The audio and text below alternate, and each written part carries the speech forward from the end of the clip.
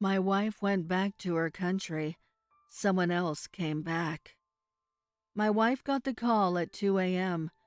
In the span of a minute, I watched her face change from confused to concerned to deeply upset.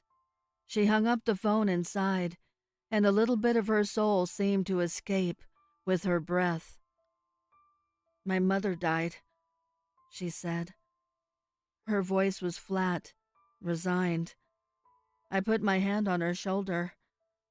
I'm so sorry, honey, I said. She simply shook her head and slid off the bed. I need to go back to Romania, she said, just for a week or two, for the funeral and to solve some family matters. My curiosity was piqued, but I didn't dare to ask.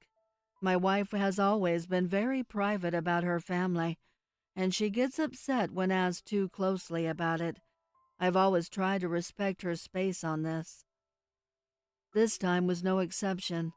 I simply kissed her on the forehead and lay back in bed, watching the back of her head as she booked next day airline tickets, silently resigning myself to a week of sitting on the couch, eating Chinese takeout and watching old office reruns.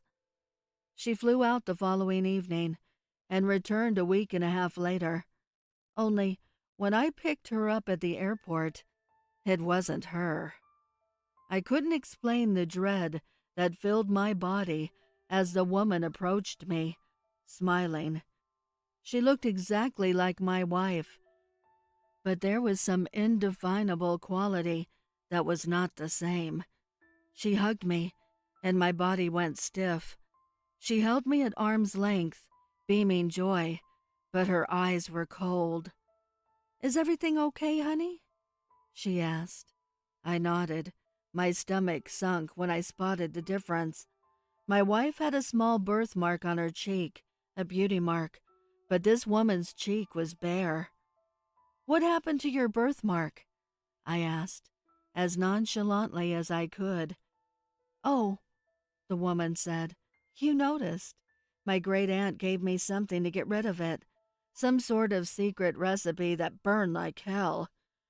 She wouldn't tell me what was in it, but it worked like a charm. She smiled, but her eyes were searching, seeing if I believed her. Beginning to doubt myself, I smiled back. When we got home, I went straight for a beer to settle my nerves. I saw a bowl of strawberries, and it gave me an idea. Hey, honey, I called out. We've got some strawberries left over. Want some? Sure, she said, walking into the kitchen. I handed her the bowl. As she bit the end off the strawberry, she winked at me.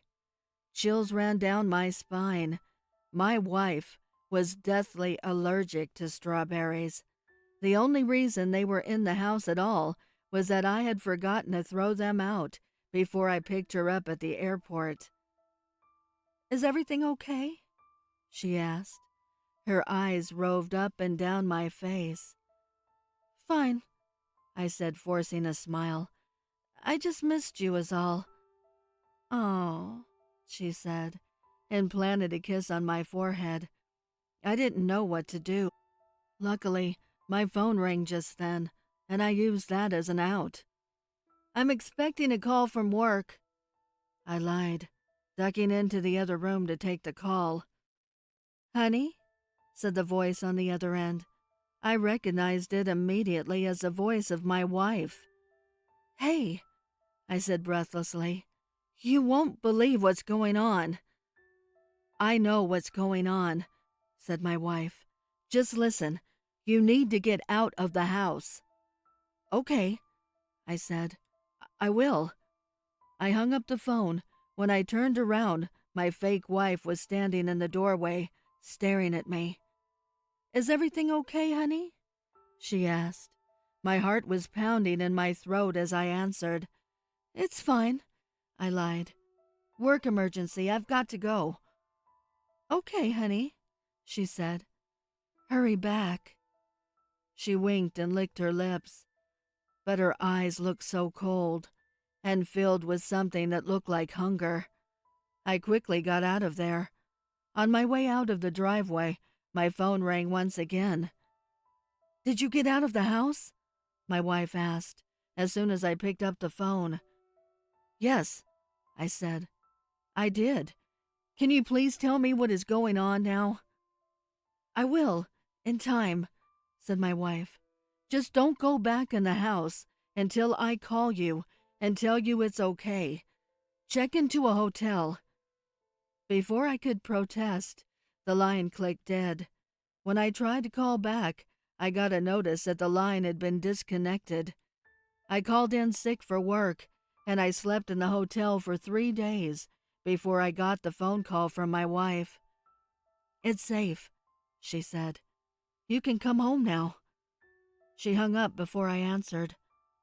When I got there, my wife was waiting for me in the doorway. As soon as I saw her, my heart flooded with joy. I jumped out of the car and ran to embrace her. I held her face in my hands and examined it, just to be sure. It was my wife, all right. The birthmark was there and everything. After that, I let her bury her face in my chest. We stood there hugging for an eternity that was far too short before she broke away. "Come on inside," she said. "I'll make you a drink and explain everything."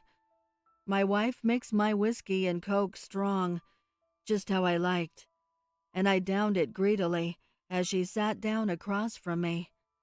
As I was setting the glass back down, I noticed a smudge on my shirt. It was greasy, like one of my wife's makeup pens. 3 realizations hit me at once. The drink tasted funny. The room was spinning.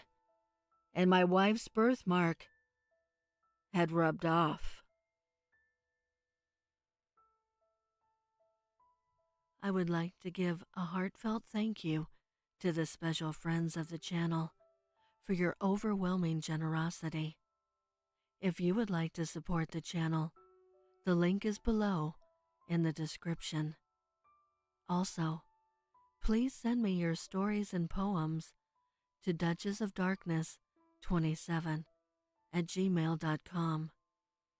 You can also find me on Instagram at duchess.ofdarkness and Twitter at duchessofdarkn2. I want to thank all my listeners for your kindness, your encouragement, and your support. It means the world to me. Thank you for joining me. Until next time.